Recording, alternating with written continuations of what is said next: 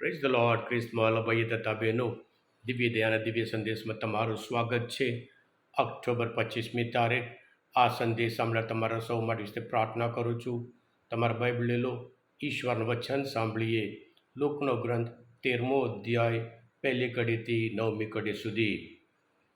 બરાબર આ જ વખતે કેટલાક માણસોએ આવીને ઈસુને ખબર આપી કે ગાલિલના કેટલાક માણસો બલિદાન ચડાવતા હતા, ત્યારે પિલાતે તેમની કતલ કરી નાખી. ઈસુએ તેમને જવાબમાં કહ્યું, એ ગાલિલવાસીઓની આવી દશા થઈ એટલા ઉપરથી જ તેઓ પોતાના બીજા દેશજનો કરતાં વધારે પાપી હતા એમ તમે માનો છો? પણ હું તમને કહું છું, એમ નથી. પણ જો તમે જીવન પલટો નહીં કરો તો તમે પણ એ જ રીતે નાશ પામશો.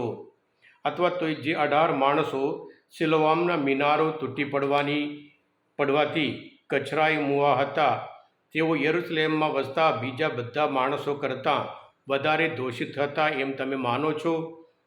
હું તમને કહું છું, એમ નથી. પણ જો તમે જીવન પલટો નહીં કરો તો તમે બધા જ એ જ રીતે નાશ પામશો.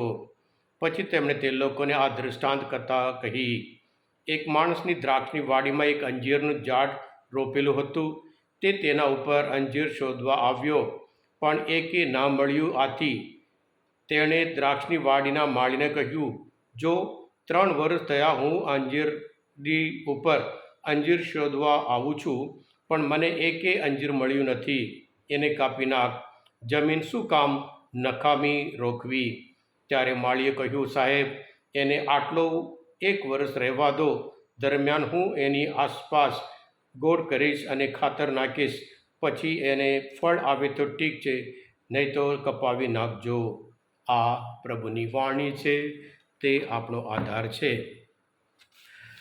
ક્રિસ્મલ ભાઈ બહેનો, અમુક વર્ષ પહેલાં એક પ્રોટેસ્ટન્ટ પાસ્ટર એમના જે કુટુંબિક જીવનમાં એવા દુર્ઘટના, એવી મુશ્કેલીઓ, એવો સંકટ આવ્યું, અને પછી એમણે એક ચોપડી લખી, વાય ગોડ વાય, કેમ પ્રભુ કેમ.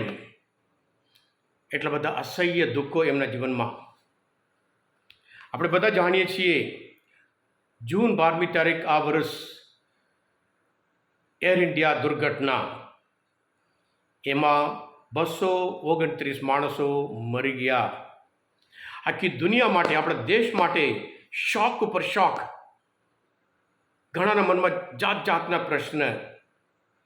હજુ અમુક પ્રશ્નને જવાબ જ નહીં મળતો.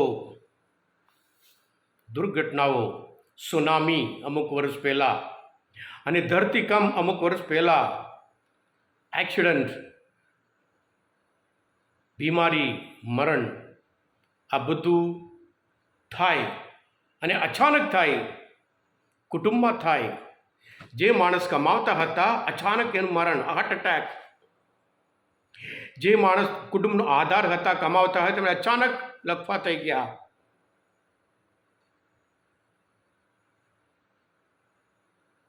ત્યારે જાત જાતના પ્રશ્ન માત્ર એ લોકોના જીવનમાં નહીં, ઘણા બધાના લોકોમાં અને આપણા મનમાં પણ એવું. એટલે પ્રભુ ઈસુના સમયમાં એવું કે આવી રીતે દુર્ઘટના થાય, બીમારી આવે, મરણ આવે, એ લોકો એવું માનતા હતા એ ઈશ્વર એમને સજા કરે છે. પણ પ્રભુ કહે છે નહીં. આ ગાલિલવાસીઓ રોમ સામ્રાજ્યના વિરુદ્ધ લડતા હતા, અને રોમ સામ્રાજ્ય આ લોકોની જમીન બધી લઈ લીધી. અને ત્યારે તેઓ પ્રાર્થના કરતા હતા, ત્યારે પિલાત માણસો મોકલી મારી નાખ્યા, દુશ્મનો કરીને. આ બધા ક્રાંતિ કરે છે એમ કરીને. અને એવી રીતે સિલોઆમ ટાવર જ્યારે તૂટી પડતા માણસ મરી જાય. એટલે આ બધું થાય.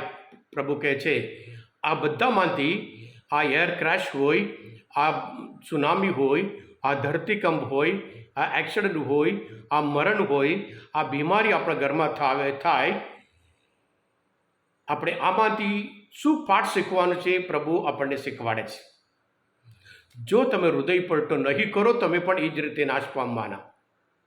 સાથે સાથે બીજા ભાગમાં અંજીરના ઝાડ દ્વારા કહે છે 3 વર્ષ થયા કશું મળતું જ નહીં.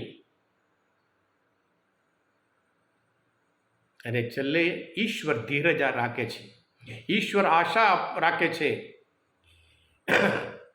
આપણા પર આશા રાખે છે અને કારણ પ્રેમ રાખે છે, હજુ સમય આપે છે, બીજી તક આપે છે. આપણે જે પાપ કર્યા હોય તરત જ, આજે પણ ઘણા બધા લોકો એવું માનતા હોય એને પાપનું ભોગવે છે. પાપ કર્યો એટલા બધા પાપ એના લીધે ભોગવે છે. ખોટું. પ્રભુ કહે છે પાપનું પરિણામ એ નહીં. પ્રભુ પોતે હંમેશા તક આપે છે, ધીરજ રાખે છે, પણ હૃદયપૂર્વક આપણે કરવાનો છે. આપણે બધા જાણીએ છીએ પ્રગટીકરણના ગ્રંથમાં 22મો અધ્યાયમાં 7મી કલમમાં પ્રભુ પોતે કહે છે, જોજો હું હમણાં જ આવું છું. જે કોઈ આ ગ્રંથમાં ભાકેલી આગમવાણીનું પાલન કરે છે તે ખરેખર પરમ સુખી છે. આપણે પણ પ્રભુના સંતાનો તરીકે વર્ષોથી આપણે ઈશ્વરના વચન સાંભળીએ છીએ. જો આ હૃદયપૂર્વક પવિત્ર આત્માનું ફળ છે.